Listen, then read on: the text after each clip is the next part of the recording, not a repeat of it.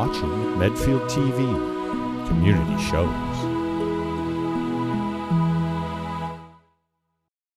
Thanks everyone for tuning in for a discussion with. Today I have Christine Lott of the Tanzanian School Foundation. Thank you so much for joining us today. Thanks so much, Brett, for having me. Yeah, it's a pleasure to be here. It's an amazing foundation that you have. We got in touch with it through our employee Hong, who jumped in with. You guys have like a thing with the Patriots. It's at the Patriots games in DraftKings. You guys do something a little there to raise some money and stuff. Yeah, well, we run. Yesterday actually we were doing 2 food concessions. So we've been running food concessions at Gillette Stadium for the past 9 years, where a portion of the sales come back directly to the foundation. And what's fantastic, this foundation raises money. It's the Tanzanian School Foundation. You guys raise money. You have a school in Tanzania that you support a bunch of children out there. Yes, we founded the Father Christmas Academy. And so tell me how you got involved with Tanzania. Where did that start?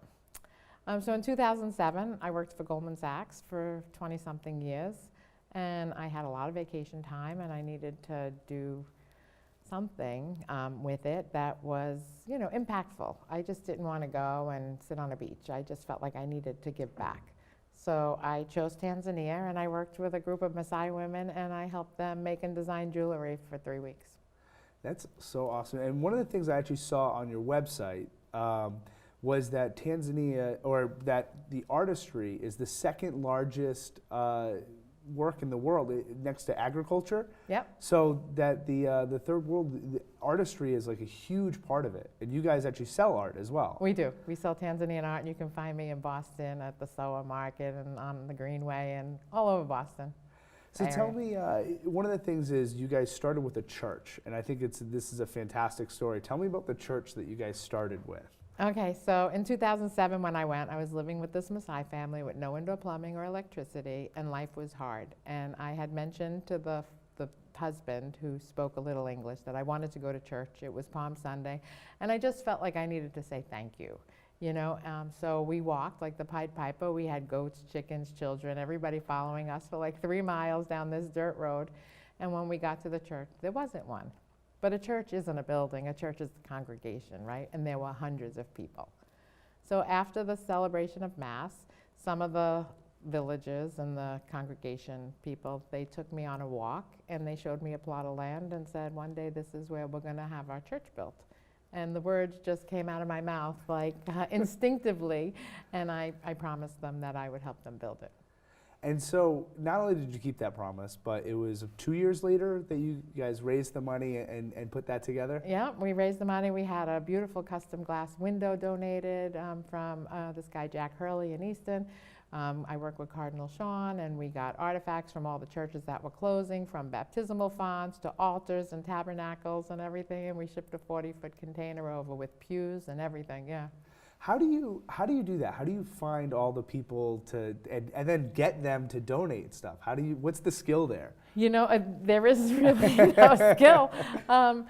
It just, I found along this journey, because that was over 10 years ago now, that when you need things most, people just appear in your life when you least expect it. And when, this is not running a nonprofit is a lot of work, and it's not just raising money and spending it. There's a lot of paperwork and bureaucracy and a lot of everything. And when you run 2 nonprofits, it's double the work, because not only do I run the one in the United States, I live 6 months a year in Tanzania now, and I run that one. So it's, I found that, just when you're at your bottom, something comes and brings you right back up to the top. And so you build the church, and now your focus switched to education. And one of the things I read on your website is that you guys are fighting poverty through education, which I think is a great way to do it. But tell me a little bit about the school. What was that transition like to build a school? It was a lot harder than building a church. I'll tell you that. The church was, it's not mine. I have nothing to do with it. I funded it. They take care of it. I'm kind of distant from it now. It's on the other side of town. But there's not a lot of government oversight when you build a church. And there is so much government oversight when you build a school. So it's been a big, huge learning curve. Huge. And so what was that like? I know you guys had an original plot and you almost had to sell that plot and start on another area. What was that like, the bureaucracy there? Yeah, well, we bought a plot and it wasn't big enough per the Ministry of Education. And unfortunately, we already had started building on it too. So we recently sold it. And in 2015, we had a donor from the UK who donated $53,000 for us to buy 3.5 acres. But that too was totally unexpected. I met him in Tanzania. He just climbed Kilimanjaro, super guy. I had no idea that he had means or anything. And I told him our story. He actually came one day looking at land with me. And when I told the seller that I didn't have that kind of money, he said, "You'll have it tomorrow." Wow. So talk about unexpected, Yeah, you know? that's unbelievable. Yeah. Just like the words just came out of his mouth. Yeah, right? just like my for you. promise. Yeah, Yeah, exactly. it was just like my promise. And, you know, literally the next day we had, you know, the money. It was incredible. That's amazing. And so you now have this church. 2018 seemed like it was a big year for you. You guys started the church in 2014, correct? No, the church finished in 2009. Not the church, I'm sorry, the school. The school was 2014 started? We bought but we started the school in a rented spot. We started building on this plot in 2015. Okay. And now 2018 though, now you're building, you just finished an extension starting 2019, I guess. Yeah. But you just finished an extension, you hired some new teachers, you have more students. You're up to 48 students now in the school. Yeah. Tell me about that, seeing kind of ending 2018 and going into 2019. Well, I'm going to go back to even 2018 was a huge year for us, because not only did we finish our original 3 classrooms and everything, we finally got that piece of paper from the Ministry of Education recognizing us as a school. I mean, we needed a kitchen, and we needed, you know, a bed in each classroom, and we needed handicap ramps, and I mean, the list went on and on. So just to meet those needs, bureaucratic demands, I mean, it took us a long time. So in 2018, when we opened our doors, it was really, really a celebration. We had a ribbon cutting ceremony, and, you know, a lot of people from the village came, and it was really nice. And tell me, what's the education like there? Sorry to interrupt, but what's the education like there? What are you guys teaching? All right, so we're registered as a preschool right now. We have a lot going on in 2019, so I'll explain everything that's going to happen. But we have 48 kids in our preschool. So right now we have 4-year-olds and 5-year-olds. Last year we started with only 1 class of 4-year-olds, and then this year those kids are in a 5-year-old classroom, and we brought in new 4-year-olds. So we can't just bring in older kids because they don't have the education background to be taught in our school, right? So our age 5 kids are now taught 100% in English. So our 4-year-olds are learning English. So it's an English immersion class right now. They're learning not only their ABCs, but they're learning sight words, and they're learning how to spell their name and answer questions in English and speak in English, and a lot of English through music and stuff and art. So so now we have those 2 classes. So I recently went to the local government school in the fall, and there are 120 kids in a classroom. There's no books, there's no desks, there's no blackboard, there's not much there. And there's not a lot of learning going on in those classrooms. So a lot of our parents already ask us, what are you going to do? What happens when my kid goes to grade 1? What happens when my child goes to grade 1? You have to grow, you have to grow. But the government requires we have a library, a lunch pavilion, an administrative block, a science wing, 4 more classrooms, more toilets, and all this stuff. And we just don't have that kind of resources. So what we're going to do, when I'm leaving next week to go back to Tanzania for 3 months, what we're going to do is we're going to work with the government school and take 20 grade 1 and grade 2 students in the afternoon. So we have all this infrastructure, right? We have 4 classrooms, only 2 of them are filled right now. So the kids go home, the school goes from 8 to 12:30 for the little kids. And then at 1:30, the government school closes. We're gonna bring them into our school for 3 hours a day, and they're gonna learn their ABCs and sight words and learning and numbers and learn English. So we're gonna take in older kids, and they go to the government school where they're registered and where they're legally, you know, on the books. And then they'll come to our school as a learning center in the afternoon. Oh, wow. Yeah. All right. So you're almost tutoring after class coming into. But it'll be more like their school. Yeah. Yeah, Yeah. yeah, Absolutely. That's fantastic. And so now the classrooms, are they similar? Like in my mind, I know what my class was like in America, right? Is you know, you had your teacher up at the front, and you know, they A, B, C, D. Is that kind of like how I would imagine it where you guys are in Tanzania? Our school, Father Christmas Academy? Yeah. Well, it was built by an American Right, woman, so it's, yeah, I guess it's so. pretty American. Yeah, wow. It's a beautiful campus. It's Yeah. just, it has all the bells and whistles that no government school in Tanzania Yeah. has. And where do you get the teachers from? Are they local educators? Yeah, or? they're local educators. And we have volunteers come, and we really look to increase that volunteer program. We'd love to have volunteers come and do like a professional development with our teachers. You know, our teachers teach the way they were taught, which is not optimal. A lot of kids are taught just by not even memory, but just copy and paste. You know, teacher writes on the blackboard and the kids copy it. And they don't understand comprehension. They can read a story in grade 2 and they don't know what they're reading, you know. So we'd really like to change that in our school. We want to give a 100% quality English education to these kids so they can end that cycle. One of the things I actually found really interesting with you guys was your volunteers, right? Your volunteer page. You're not asking just anyone to just come and volunteer. You have a list of skills that you're actually asking for, and you have people who volunteer for you who are determined to teach specific skills, which is fantastic. Yeah, well, we found we had groups of volunteers come, and having groups of volunteers is really hard to make them feel like they're making an impact, right? And we want people to leave feeling that they had some value added. So, you know, you have a group of people come. We've had groups of people come, even just for a few days, you know, and they come and they paint, and, oh, the bus is here, we got to go, and they leave all the paintbrushes and all the paint rollers and everything unopened, and they don't care about the floors, and there's paint everywhere, and then we have to hire locals to redo it. So we have to be careful on what we have our volunteers do. If they, you know, we had a group come that were great. They planted 180 bushes, but you know, we had to buy 12 shovels and buy the 180 bushes. It ended up costing us $800 to host the volunteers. So, you know, there's good and bad. I mean, I know there's a lot of good people that want to help, but we have to be specific in what we need. Absolutely. Yeah. And so how do people help? What's the best way that someone can help you? There's a lot of ways. We have volunteer opportunities in the United States. People can host a fundraiser or come to one of our fundraisers or come to Gillette Stadium or even, you know, sell our Tanzanian art for us at a house party or something like that. I mean, those are all ways. They can sponsor a child. $50 a month gets to sponsor a child at our school, you know, and you can share it with a friend for $25 a month. Goes a long way in Tanzania, and it provides an education to a child who otherwise wouldn't have one. Now, we'll talk a little bit about the art, because it's amazing art. It's not just something you can get from anywhere. I saw specifically, actually, I'll bring it up on this, specifically the one that I thought was a painting? One of the paintings. Yeah, they're beautiful. The paintings are gorgeous. They're all done by local artists in local Tanzania. Artists, yeah. This zebra I thought was just absolutely stunning. I mean, they all are. They are. But they're amazing artwork.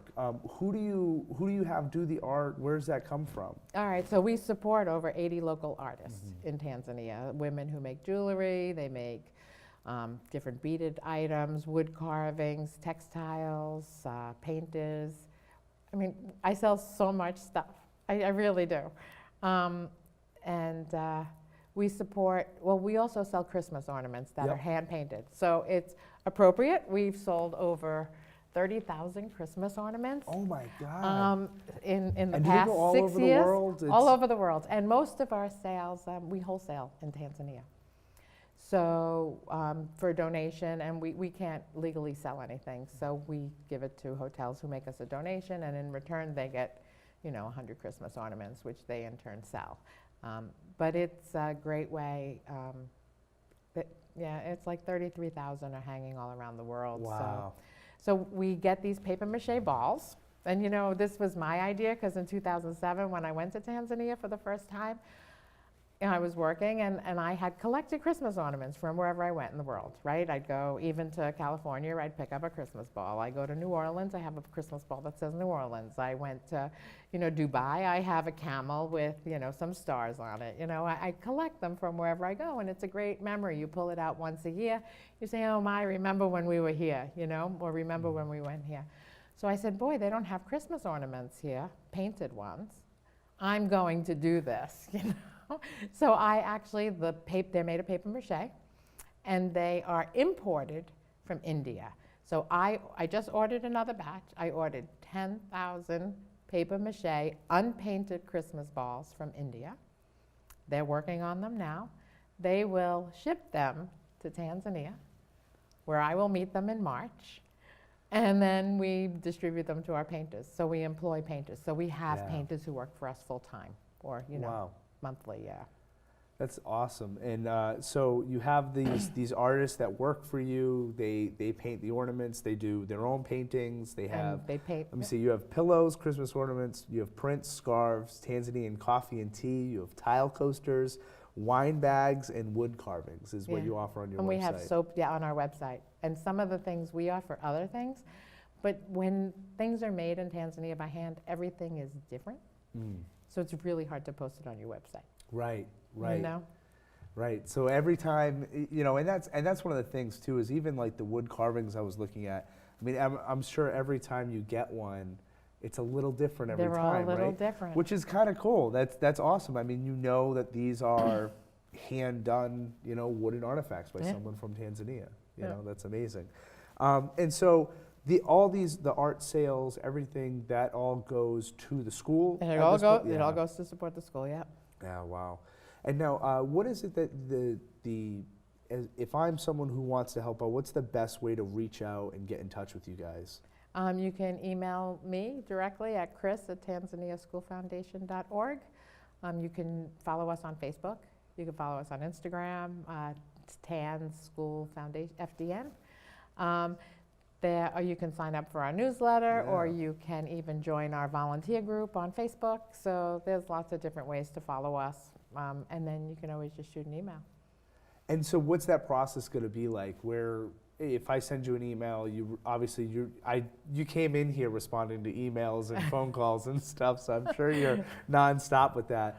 But once you get an email sent, how quickly is it that someone's going to be helping you? It depends on what their gifts are and talents, right? And what their time frame is. Like now I'm leaving for 3 months, so there's really not a lot going on from January through April.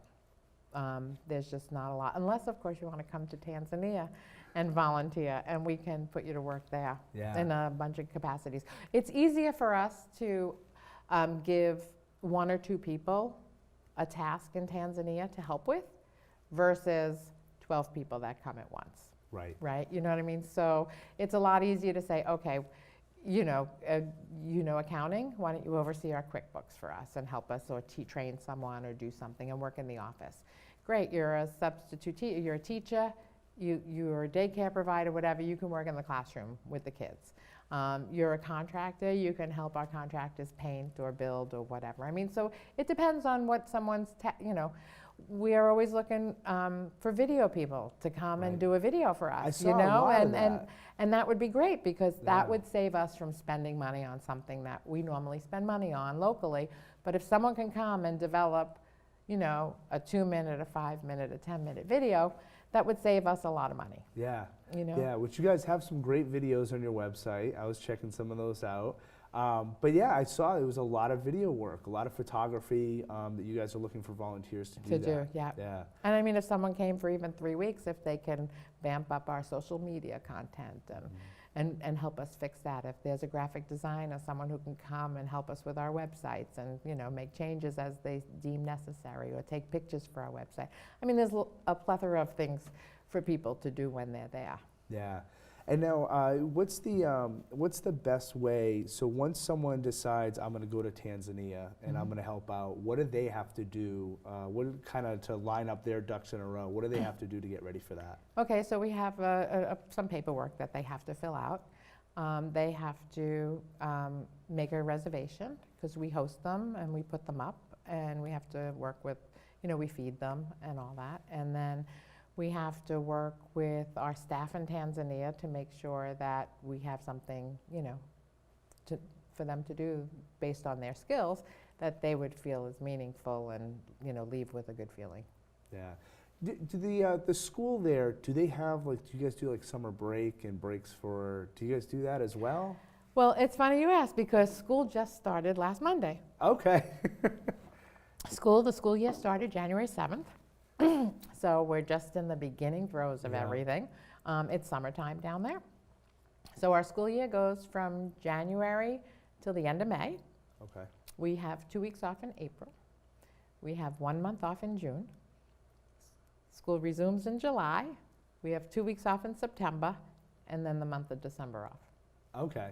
So you guys almost have in 1 year, you have 2 separate school. 1 month breaks. Yeah. Yeah. 2 different school sessions there. Why is it that worked out for you guys? Was it just because the school was being built and that was kind of how it worked out? What was the build? What was the actual school function? Why did you guys build it like that? The Ministry of Education determines that. Oh, okay. Every school in Tanzania has that. Okay. We have to follow their calendar. Yeah. Yep. And now when they finish in, June they finish and they have the month off they have the month off in June, right? Yeah, And they it's come just a back. break. Yeah. It's just a break. Do they come back in the same grade or do they kind of graduate and No, move they up? graduate from December to January. Okay. All right. The end of school ended, I think, December 7th, and school began January 7th. So they had that month. That was their new school year began in January. Yeah. And now how many years can they stay in your program? 3 years, but we're hoping, if we don't have all the infrastructure the Ministry of Education requires, and I don't anticipate we will, unless we get this unexpected gift again, we're going to start bringing them back after they go to a government school, and then they can come to us, until such time as we have all the necessary infrastructure. And now one of the things I thought was really interesting was some of the students do have some money that they can pay. Mm-hmm. So it's not totally funded outside of it. Some of these students fund themselves and pay their way into school. Yeah, well, the most that anyone pays is 50% of the cost that it costs. We did it because it needs to be sustainable, right? So if something were to happen to me, I need to know that it can continue on without me. Right now we live, year to year, right? We raise money and we spend it. We raise money and we spend it. We don't have that endowment or that big legacy fund waiting for the next 5 years. We just don't have that. Yeah. So we need people in Tanzania. So it's like Robin Hood, right? You get from the rich and you give to the poor, but even the rich can't afford the quality of education that we're providing. Right.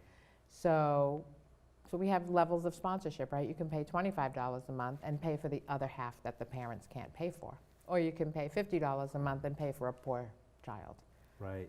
Now, what I thought was really great too was all the parents, they volunteer. Yeah. So that was one of the parts of it. They all come in and they volunteer, they help out, and it was like gardening and painting and whatever cooking it was. And whatever, yep. So that's fantastic. So cleaning, they clean the bathrooms, they come in and clean the classrooms, they have to give back, yes. That must be an amazing community feel that this, like you mentioned, the church was them standing and kind of being a community and a congregation, but you must have the same feel at this school as well. Yeah, it is. And a lot of the parents, they do shift work, right? And they don't come, they're not there all the time. So one parent might come once a month and clean the bathrooms every day and clean the classrooms every day. And then another parent the next week will come for that week and do their part of it, right? One parent might come for a week and cook, and then the next week a different parent comes to cook. But yeah, we all need them to have a vested interest in the education. And I feel that Tanzanians are proud people, right? They want to contribute something. They want to do something. The word free in Tanzania means, it's called bure, is in Swahili, and it also means worthless, needless, and useless, right? So they don't like to say free. They want to give something back in return for that. They'll feel better about it.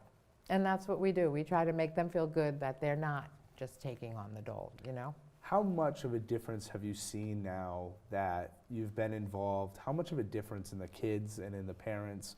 I can imagine, one, they're getting educated, so they're obviously growing, they're learning, but also they must have so much pride in themselves now that they're a part of this community that you've built. Yes, and the kids we have, I mean, in this campus, we have just the 2 classes, but we've been educating kids for 4 years in rented space 4 miles down the road, right? And those kids were with me for 4 years. And they were there from 5 years old until they were 9 years old. So they were terrific. I mean, they were just great stewards, you know, and English was phenomenal, and they were really, and I know what we can do, because I seen it in those kids. Unfortunately, we lost those kids due to distance and grade level and the government and all that stuff. Yeah. But I know the potential for these kids, and if we can increase to a real full, you know, elementary school, sky's the limit. I really believe that. Sky's the limit, yeah. And so what, tell me, you know, now 2019, you have your goal set on having a big year. Tell me, what's this year going to end like? And then you guys are planning on going on a big trip in 2020, correct? I'm trying to bring a whole bunch of our supporters from the U.S., to That's come. Fantastic. Our volunteers. So tell me about 2019 going into 2020. What's the big plan? The big plan, okay, so we are we have to build a wall around our campus. I mean, that's our next project. We plan on educating these 48 kids. We plan on bringing in grade 1 and grade 2 kids in the afternoon. And what I'd also really like to do is start educating secondary school girls on sexuality. A tough topic, wow, yeah. but you know, a lot of these girls, you know, it's poor. We're in a small village, and it's poor. When I say it's poor, the parents will say to the girls or anybody, there's no food here, go find food. And these teenage girls go in the village looking for food. And they go to an unsuspecting male who will want sex in return for the food. And it's just commonplace. Wow. And then they get pregnant. And the girls say, I don't know how I got pregnant. You know, they don't even know how they get pregnant. And we want to give the girls a choice to say no, and to be empowered, and to have options, and to know what it does to them and what the potential is. I mean, Tanzania the public school system has a very strict regulation about school pregnancy, teenage pregnancy. So if you're a girl in school and you get pregnant, and they apparently have pregnancy tests every month or so. Oh, wow. If you're pregnant, you're expelled and you cannot come back ever. And the man, if caught, gets 30 years in jail. Oh, wow. Yeah, so it's pretty, it's very strict like that. And we want them, if they get to secondary school, because only 30% of kids even go on to high school. Secondary school is high school. 70% drop out after grade 7. If they get to secondary school, we want them to stay in secondary school. We want them to graduate, you know? Yeah, absolutely. And we want to be able, so we would have like a 1-month program for secondary school kids. We'd give out menstrual hygiene kits. We would hire someone to come in and talk to them about sex and saying no, and that they, you know, an empowerment class, that they can do something with their lives and they can be someone, and try to make them feel better about themselves. So we'd like to do that this year too. So we have a big road ahead of me just in getting things organized on the ground there and getting things started. And this might seem like a ridiculous question to you, but this is what you do full-time now. This is what you do It's a full-time job. It's a full-time job. Whether I want it or not, there's a lot of behind-the-scenes stuff that people don't realize, right? There's bureaucracy on both ends. When I get to Tanzania, I am pulled in so many directions, and people are waiting for me, you know? I get text messages, we miss you, you know? And they know that you know, my whole life is in Tanzania even when I'm here. You know, I mean, they know that I'm working and I have to do what I need to do. I can't stay there full time because I have to come home to raise money. And so in the immediate right now, what is it that you need people to do? What is it that you need or want people to do, to know? We need people to donate. I mean, you know, even people give me things, and things are great, and you know, I get offered toilets and desks and school supplies, but it costs money to get there. So, you know, it's not even the cost of transportation, you know, shipping from here, but when it gets to the other side, there's a lot of cost involved. We gotta hire a customs agent, we gotta pay duty, and we gotta pay VAT, and we gotta pay shipping, and Swiss port fees and everything else that goes along with that, right? So if it costs $3,000 to ship here, it costs us $3,000 to receive it, which Wow. people don't realize, yeah. And so how do people do that? How do people, where should they go and if they want to donate? If they want to go to, they can go to www.tanzaniaschoolfoundation.org/donate. Christine, let me tell you, this was an awesome sit down with you. It was so fantastic to hear about the journey that was the Tanzania School Foundation. It's fantastic. Is there anything else that you want to tell people about this place? Yeah, I mean, I just want to tell people too that never sell yourself short, that you can do anything, right? I mean, I started this with a passion. I was put on this earth to do something, and you know, you start thinking about your mortality and what impact you have, and you can do it. I mean, whatever it is that you want. It's not easy. It's the hardest thing I've ever done in my life, but it's the most rewarding. And if I died tomorrow, I'd feel pretty good about, you know, what I've done in this world. That's amazing. Thank you so much for oh no, sitting thank you down so with much. us. It was Absolutely. great. Thanks for having me. And thank you all for watching, and I hope you enjoyed the discussion with. People can host a fundraiser or come to one of our fundraisers or come to Gillette Stadium or even, you know, sell our Tanzanian art for us at a house party or something like that. I mean, those are all ways. They can sponsor a child. $50 a month gets to sponsor a child at our school, you know, and you can share it with a friend for $25 a month. It goes a long way in Tanzania, and it provides an education to a child who otherwise wouldn't have one.